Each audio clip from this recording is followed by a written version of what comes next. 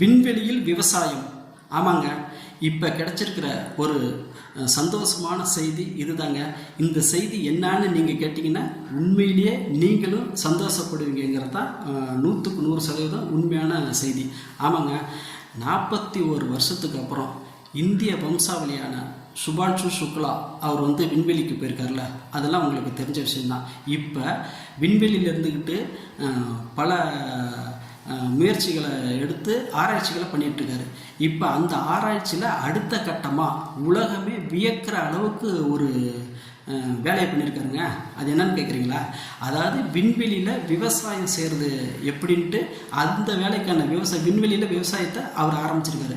இங்கேருந்து வெந்தய செடி விதை, மற்ற செடி விதையெல்லாம் பல விதமான செடி விதைகளை அங்கே எடுத்துகிட்டு போய் இப்போ பயிர் பண்ண ஆரம்பிச்சிருக்காரு. அதுவும் இப்போ துளிர் விட ஆரம்பிச்சிருக்கிறதா நியூஸ் வந்திருக்கு. இந்த நேரத்தில் அவர் விண்வெளிக்கு போனதே இந்தியாவுக்கு பெருமை, அதோட உலகத்துக்கும் பெருமைப்படக்கூடிய அளவில் அவர் பல சாதனைகளை படைக்க போகிறாருங்கிறது தான் உண்மை.